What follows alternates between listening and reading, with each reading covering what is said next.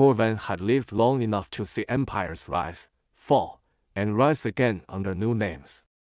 His species measured time in centuries, and still he felt the years too heavy now. He sat in the observatory aboard the Imperial Dreadnought Seraph's Crown, watching the cold light of the stars drift past the viewplate, and thought of the one battle no one spoke of anymore. They called it the War of the Black Planet. Official archives claimed it was a victory, a clean operation against a barbaric world that refused to submit. But Corvan knew what had really happened. He had seen the oceans burn. He had seen soldiers claw their way through ash and molten glass, still fighting long after their flesh had turned black. That world had been called Earth. The name alone had vanished from history, erased by decree of the High Council. Only the veterans remembered, and few of them remained. The Empire was older, stronger, more unified than ever. For centuries, it had expanded unchecked, absorbing lesser species, folding entire sectors into its dominion. Its fleets numbered in the thousands, its population spread across millions of worlds. No rival remained. No one dared speak the word war anymore. The Empire was peace, enforced at the barrel of plasma cannons and orbital lances. And yet, in the uncharted fringes of the Orion Arm, one signal had recently emerged that stirred uneasy whispers and unregistered human signature. The young officers laughed when they heard the report. A human colony. Impossible. The Deathworlders were extinct, destroyed during the Black Planet campaign. The Empire's history said so. The only living ones had died centuries ago. Yet the signal persisted short-range, weak, a single settlement on a barren moon orbiting a gas giant. When the Council ordered investigation, no one objected. It was routine. A minor sector to pacify, another flag to plant. Only Corvan objected, and even he was cautious in his tone. He had tried to forget the screams of that first war, the way human weapons had sung when no ammunition remained, the way their fighters had turned themselves into guided bombs rather than surrender. He had tried to forget the eyes of a wounded soldier who, with a shattered arm and half her face burned away, had smiled as she detonated the last reactor on the surface rather than let them take it. He remembered her name carved into the dirt of a ruined city, Alice, so when the new signal came from a moon called Alicia, something in him twisted. He went to the command deck, bowed before the Admiralty, and said only one thing. Don't kill her. They laughed at first. The Council's representatives mocked him openly. He was ancient, they said. Sentimental. Haunted by ghosts.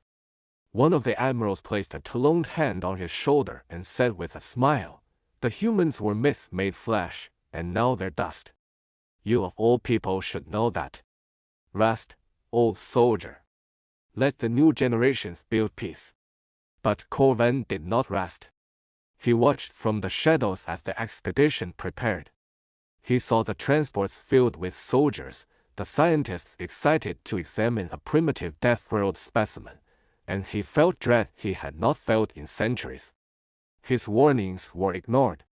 Orders were clear: locate, capture, dissect. The fleet arrived over Alicia. The colony below was small, a scattering of domes half buried in red dust. Scans detected one life-form human female, approximately mid-20s in Terran years, no visible weaponry. The Empire deployed containment drones and stormed the settlement. She did not resist. She simply stood outside as the ships descended, her eyes following the sky as though she already knew what was coming. When they brought her aboard, she spoke no words. She neither fought nor backed. She looked at her captors as if measuring their worth and found them lacking. The scientists, curious, began their examinations. Her biology fascinated them. Bone density impossible for a species from a Class 9 gravity world. Muscular microfibers unlike any recorded genome. Cells that resisted decay. They whispered among themselves that perhaps she was not truly human, but a hybrid. A remnant improved through generations of isolation. The Emperor demanded her sent to the core laboratories for dissection and study, Corvan heard the order and felt his stomach turn to stone.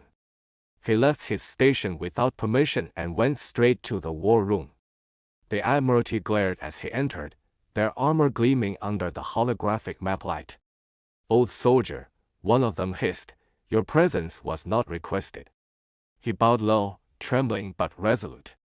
"I was there when your fleets first touched the Black Planet. I saw what they were. You cannot understand what you are about to do. If she dies by our hand, the stars themselves will shudder." The room filled with laughter. One of the admirals leaned forward, amused. "The Deathworlders are extinct. You fear Shatters, veteran. There is no one left to avenge her." Corvan looked at them all and whispered, "You don't understand. They don't need to exist to be dangerous. They built their vengeance into the fabric of the cosmos.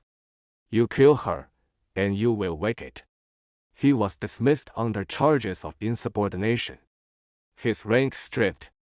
His name entered into the archive of unstable relics. None listened.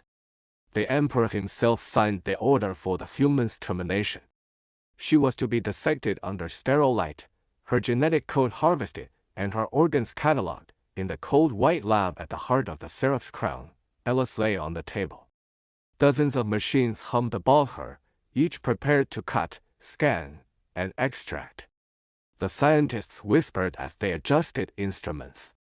They did not see her eyes open.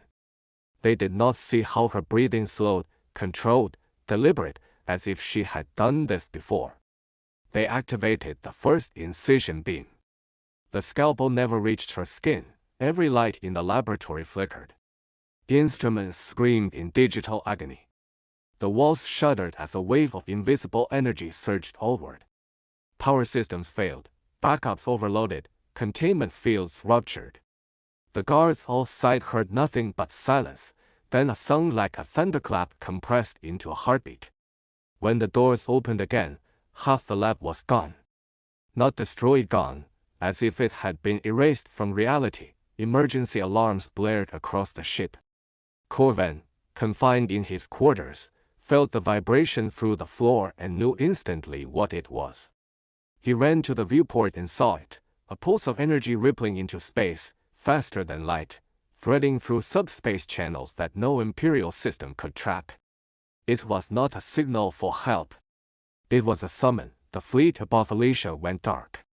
Ships floated powerless, their reactors dead, their AI cores unresponsive. Only analog systems still functioned. Corvan forced open the bulkhead and made his way to the bridge, stepping over unconscious officers and smoking consoles. Outside, the human woman drifted through vacuum without a suit, surrounded by faint light. Her body glowed faintly blue, a halo of gravitational distortion around her. She was calm. Peaceful. Terrible. The Emperor demanded an explanation. The scientists stammered nonsense about quantum resonance and biological singularities. Corvan spoke through the call line, his voice ragged. "You've triggered their failsafe. You've awakened something that was never meant to sleep." Across the galaxy, deep in forgotten sectors, sensors came alive. Ancient satellites blinked awake after centuries of. The stars flickered like dying embers as the Empire's fleets drifted powerless. Communication relays screamed with static, and entire sectors went dark without a shot fired. The Empire's greatest armadas had vanished into the silent veil beyond Alicia. Commanders waited for data, for orders, for explanations. None came. Only silence. The few ships that remained active sent fragmented reports of gravitational distortions and impossible sensor readings before being swallowed by nothingness. Across the Imperial core, fear took root for the first time in generations. Fear of something the records had declared extinct. The phrase human resurgence was whispered among military channels before being purged by censors. The Emperor ordered total information lockdown. No mention of Alicia, no acknowledgement of the missing fleets. But fear could not be contained. Crews began to desert. Colonies went quiet. Whole sectors fell into mutiny as the black ships appeared at their edges like shadows come to life. The human vessels moved without lights, their hulls devouring illumination. They neither hailed nor announced their purpose. They simply arrived and watched. When approached, ships vanished. When attacked, fleets ceased to exist. There were no wrecks, no transmissions, only empty space where once thousands of lives had been. The Imperial Navy, invincible for centuries, found itself powerless. None could predict where the humans would strike, and worse, no one could explain how they moved. Corvan, still alive through what he could only call mercy, was taken into custody by Imperial security. They called him a traitor, accused him of spreading defeatist myths. Yet even his captors trembled as reports streamed in. Entire moons gone, planetary shields failing with no damage, entire AI cores rewriting themselves into silence. When interrogated, Corvan said nothing for days. Then, at last, when asked what he knew, he answered simply, "You think this is war? It isn't. It's memory." In the outer sectors, one planet broadcast live as a black ship appeared in orbit. Civilians filled the streets, watching the sky shimmer as if space itself bent. The transmission cut to static, and when the feed returned, the planet was gone from every navigational record. Even the coordinates refused to exist. The Empire's most powerful data systems could no longer locate it. Billions erased without violence, without sound. The Emperor summoned every surviving admiral. They spoke of retaliation, of exterminating what remained of the human species once and for all. It was arrogance born from desperation.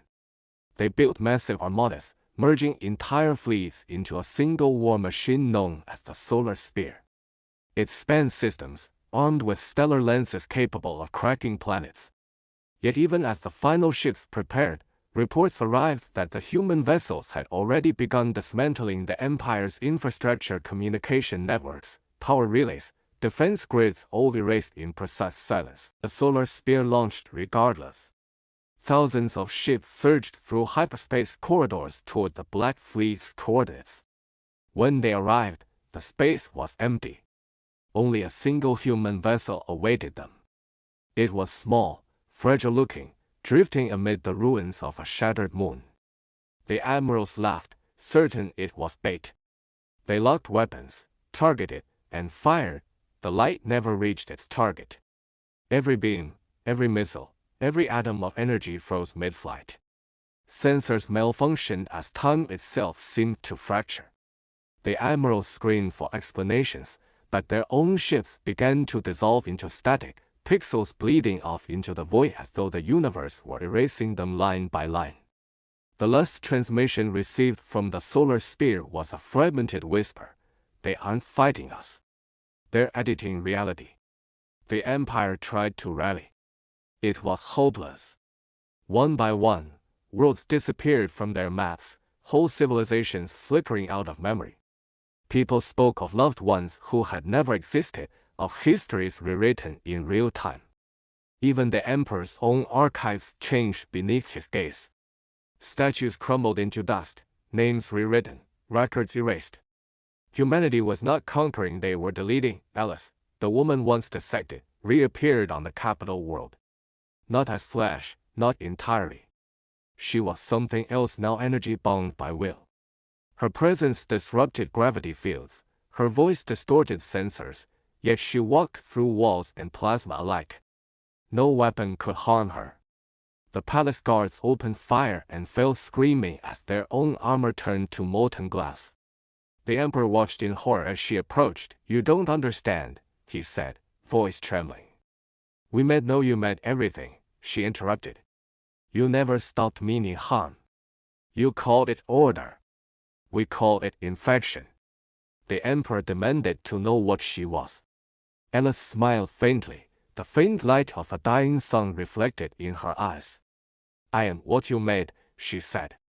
The voice they silenced. The pain they ignored. The memory they tried to erase. "I am human persistence." Corvan, dragged into the throne chamber in chains, collapsed at the sight of her.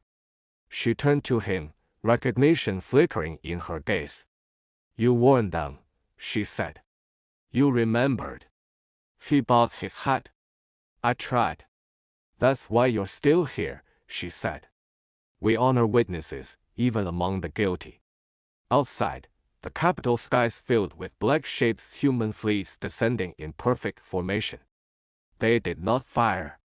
They simply hovered, radiating energy that disrupted every circuit on the planet. The Empire's planetary defenses shut down. Orbital rings disintegrated. Even communication became impossible as frequencies warped into incoherence.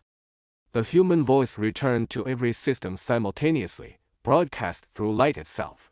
We asked only to be left alone. You refused. This is your lesson. The Empire's leaders panicked, ordering every ship to retreat, every citizen to pray. But there was no escape.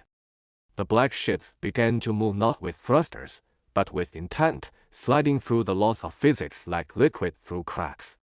Worlds fell dark one by one. Power grids went offline permanently. Star systems ceased responding. Scientists struggled to understand the phenomenon. They detected spatial inversions where the human fleets passed small, perfect spheres of no space forming and closing without trace. It wasn't distraction. It was precision. Every target chosen, every strike surgical, exact. No collateral. No chaos. Only the erasure of those who had chosen violence. In the chaos, Corvin saw something no one else did. Amid the fear and destruction, Alice was not vengeful. She was mournful. When the Emperor screamed for mercy, she turned away, whispering words not for him but for the dead. We never wanted this, she said softly. We only wanted to be remembered as more than monsters. The Emperor refused to yield.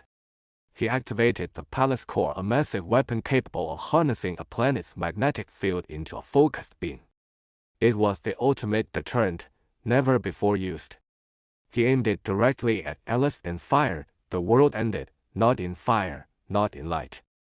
The beam hit, and reality folded in on itself. When it unfolded, the palace was gone, the core vaporized, the Emperor reduced to dust. Only Alice remained, untouched. She walked through the ruins and looked to the sky. You never learn, she whispered. In orbit, the human fleets began their work. They did not attack the civilians. They restored power to the hospitals first. They rebuilt gravity stabilizers. They healed the wounded. But for the military command, for the fleets that had followed orders blindly, there was no mercy. They were erased without trace. Galactic broadcasts filled with panic, confusion, denial. The humans sent one message through every channel, every device, every network. A voice calm, steady, resolute. We are not conquerors. We are the consequence of arrogance. We come not to destroy, but to remind.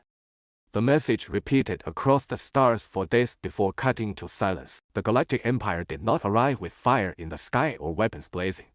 They arrived with silence, inevitability, and arrogance. Their ships drifted into Earth's orbit like vultures, metallic predators poised against a prey they considered beneath them. Humanity had always been underestimated.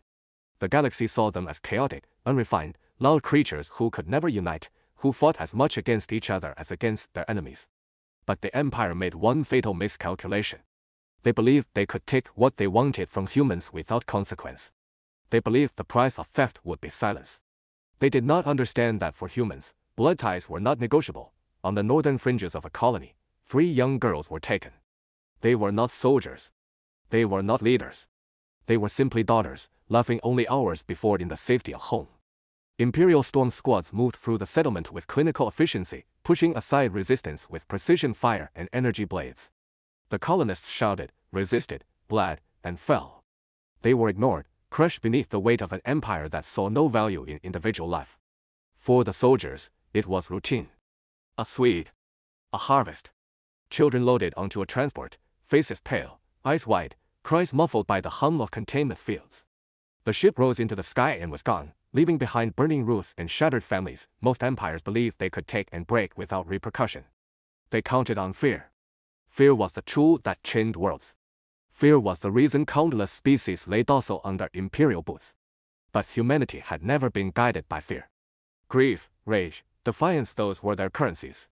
And when grief and rage burned inside the wrong person, the galaxy learned what kind of monsters humans could become. The abduction did not go unnoticed. The news carried quickly through smuggler channels, mercenary whispers, resistance bands. And every whisper carried a name. Baba Yaga. The name was not official. It was never spoken in the Empire's records. But soldiers in dark outposts muttered it when they drank, intelligence officers exchanged glances when the name surfaced in intercepted transmissions, mercenaries swore they'd never take contracts against her. She was a ghost, a myth, a story told to explain slaughtered squads and vanished fleets. Humans called her an operator, a survivor of wars the galaxy had never catalogued. Aliens called her a witch. But all understood one truth: when the name Baba Yaga surfaced, death followed. She had once been human like any other, flesh and blood, bound by laws and oaths. She had fought in wars, had bled in forgotten jungles and frozen wastelands, had carved her legend in operations the galaxy never recorded.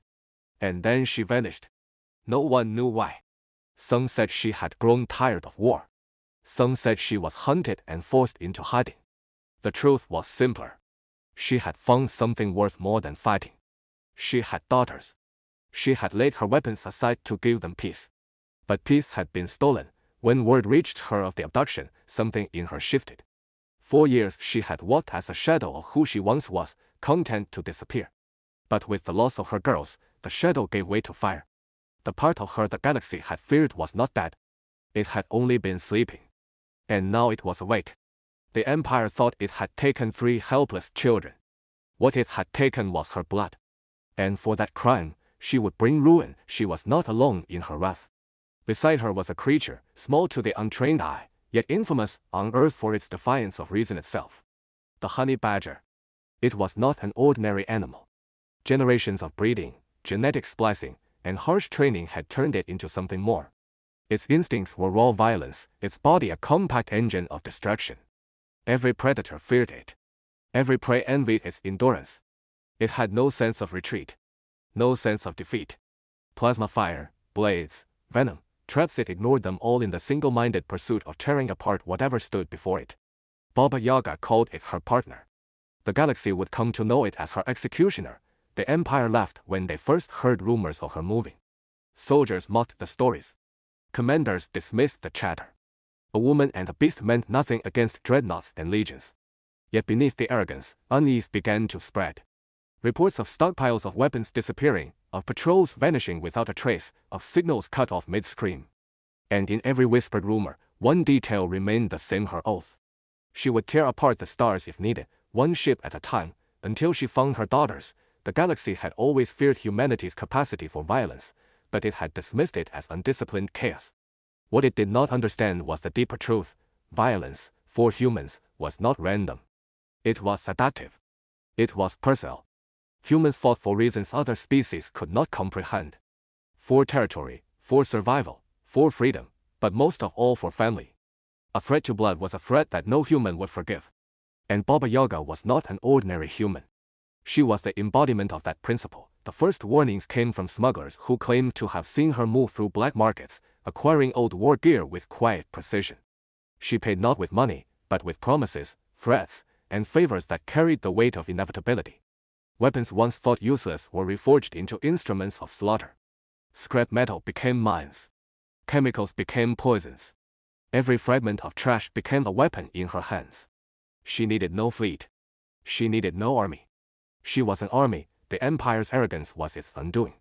They dismissed her as one more rebel, a problem to be crushed when convenient. They failed to realize what was rising against them. The abducted daughters were not simply children.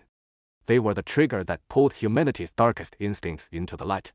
The Empire had dealt with human soldiers, with human colonies, with human diplomacy.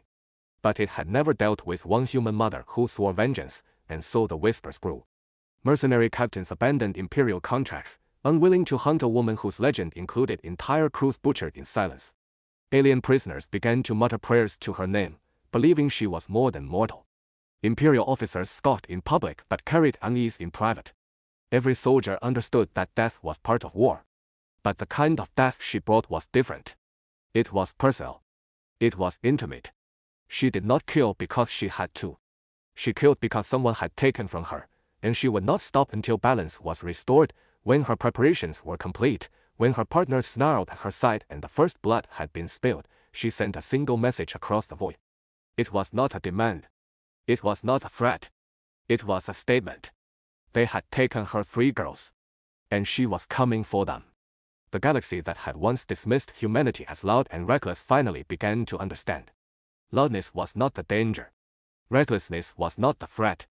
The true terror of humanity lay in the cold, calculated wrath of a single human who had been wronged, and as she moved into the darkness of space, shadows following, whispers echoing, the Empire felt the first chill of fear.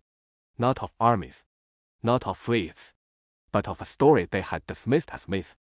Baba Yaga was awake. And with her walked the killer honey badger. Together they were not soldiers. They were extinction wrapped in flesh.